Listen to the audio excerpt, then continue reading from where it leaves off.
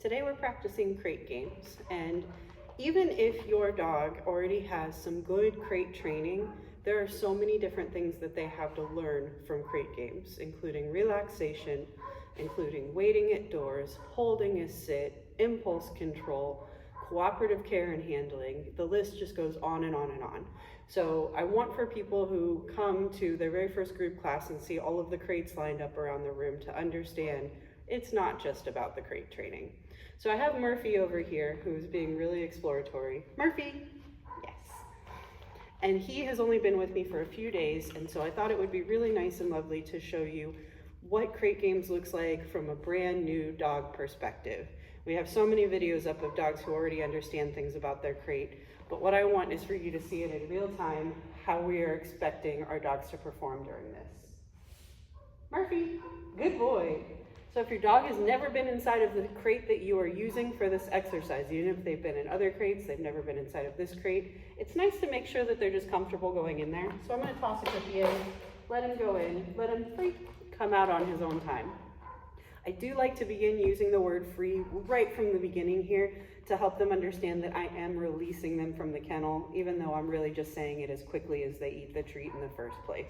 So one more time, I'm gonna toss the cookie in, let him go in and eat it, and then when he turns around, I'm gonna tell him free and let him come out of the kennel on his own. Now, I wanna see if I can get my dog to go into the kennel without throwing the treat in first. Maybe you have a word for it, maybe you point at things. Murphy's seeing ghosts over there, it's okay, we're gonna keep going. Murphy, good, yes, good boy.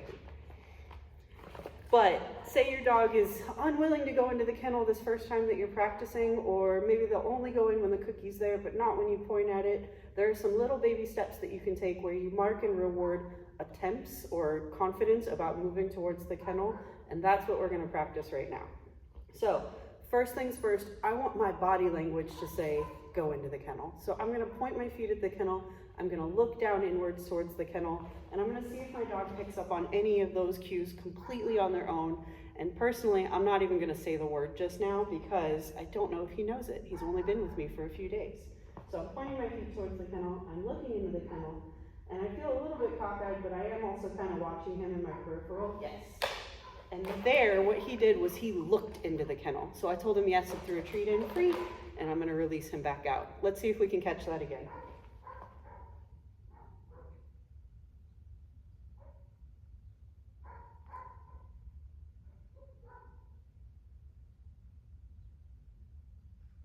Yes. He might have looked at a noise that he heard, but I took his breaking focus on me and looking towards the kennel as an attempt to think about going into the kennel, and I rewarded it. Yes. I'm also gonna reward that random little thing that he did going in by himself, even though he was not prompted at all. All right, we're gonna do a few more. Murphy.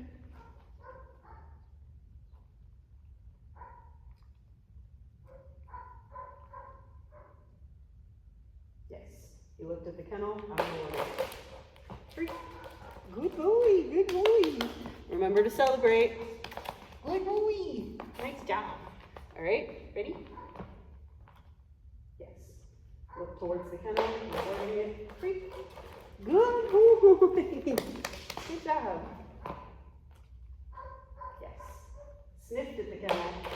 Also look towards it. Free. Good boy. I know. I missed that one. Yes. Looked at the kennel. Good boy. Free. Great job.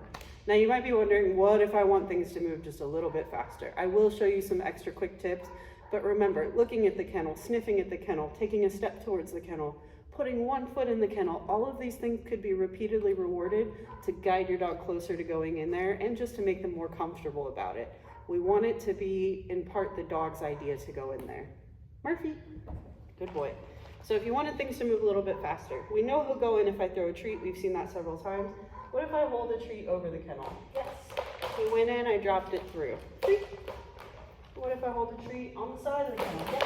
He went in, I dropped it through. Treat. Now I kind of want to go back to looking at it and see if he'll get there. Maybe I'll hover my hand over. Yes. Stuck his head in, to get a treat. Free. Good boy. If I stick my hand over it. I'm looking for maybe be some movement this time towards the kennel.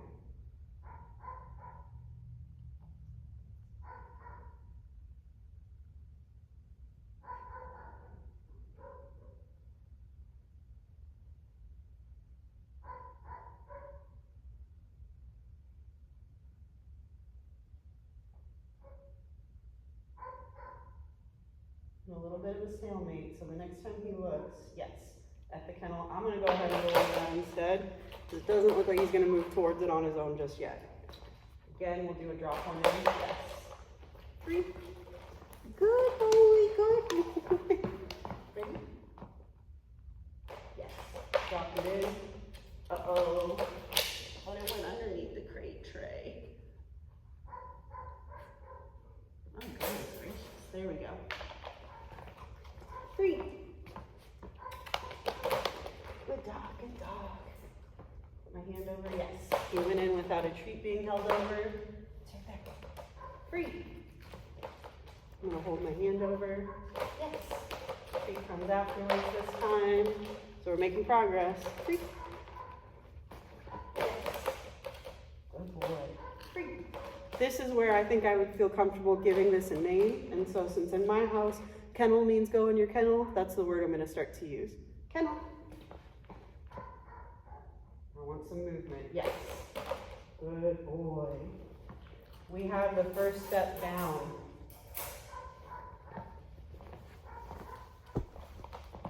Yes, good job.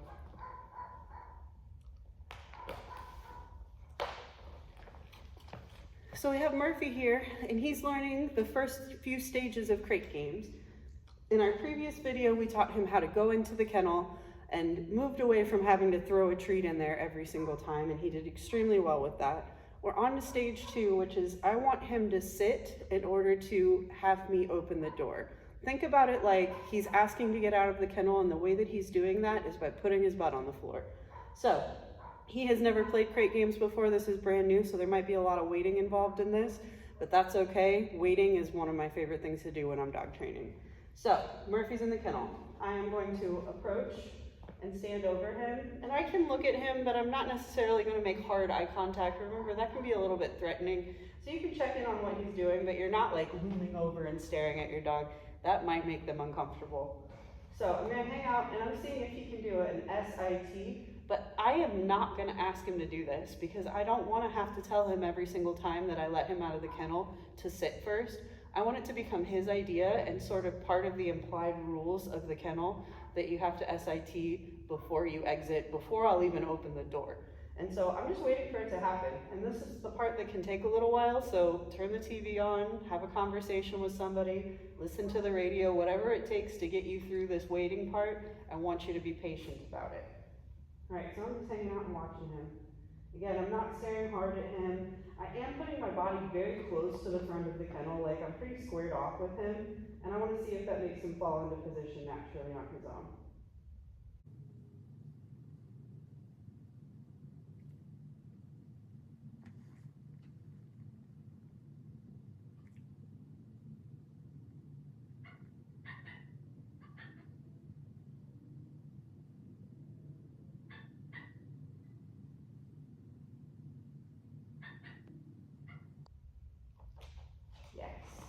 Goodness gracious, that took a moment. I'm going to reward through the kennel for that one. Now I'm going to make attempt to open the door because this is kind of part of the next step is that he can stay in the seated position. So I'm going to start to unlatch, but if he pops out of the sit position, I'm going to keep the door closed. Or if I open the door and he gets up, I'm going to close the door again. And the corrective word that we're using here is a very calm no.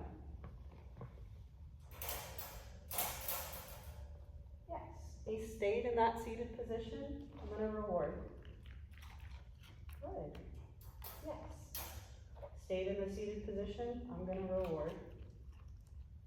Yes. The next step that I'm going to take is calling him out of this kennel because he's done so well at staying in. Murphy. Yes.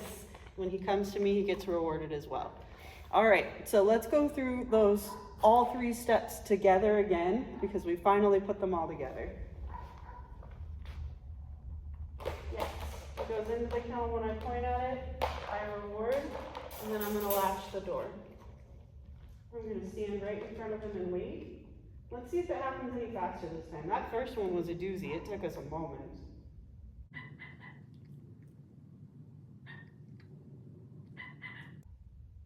Remember, do your waiting now, especially while you're starting this teaching process, so that you don't have to do all of your waiting for the rest of your life.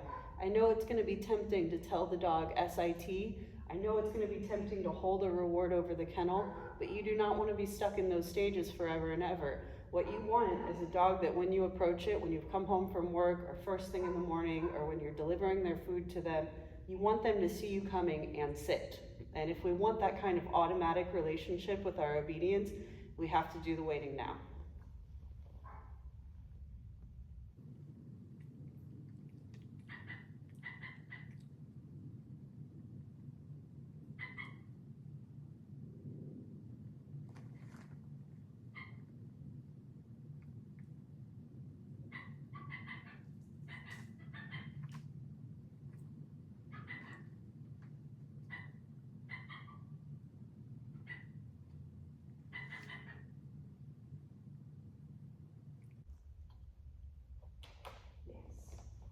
I'm going to pop the first reward through because I'm very, very happy with him, and I want to keep it coming from above so that he holds that sit position. Now we're going for the door. I unlatched. I'm going to try to open. Yes. If he can stay in, I'll reach and deliver a reward to the nose because I want him to stay in the seated position. If I were to put it on the floor, he's going to have to stand up in order to take it. Oops, looks like he stood up anyway, so I'm just going to latch the door. And I'm going to stand and wait. And again, we're continuing to see if these get faster at all. This is just a realistic picture of what it looks like the first time. Lots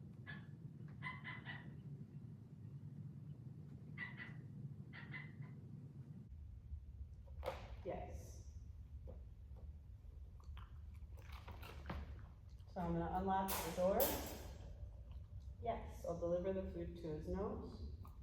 And then I'm going to call him out. Murphy. Yes.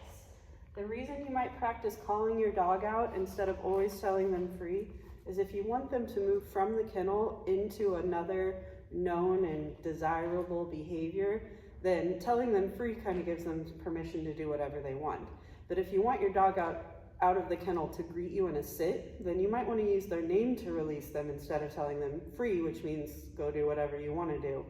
So even though I'm not giving him commands when he comes out, I think it's very worth practicing calling your dog to you from the kennel. Now sometimes you might use free and that's perfectly fine, but practice having control exiting the kennel as well. It will be beneficial if you have a dog who jumps or gets hyperactive or has separation anxiety. The list just goes on and on. Let's do one more round. Kennel. Now because I've seen him go in there on his own, I'm gonna wait for him to move towards it at minimum. I'll open the door a little bit more, maybe that'll make you more comfortable.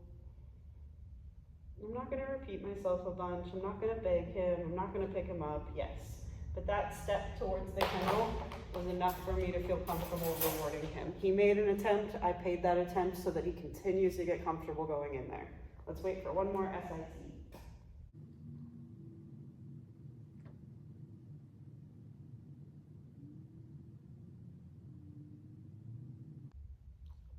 Yes, faster this time. I'm gonna unlatch the door and open it. Yes, if he can stay seated, I will reward him. Remember, if he did not stay seated, oh no, stinker, if I can. I would just say no and close the door again. He came out, he didn't get anything, I asked him to go back in so we can start over.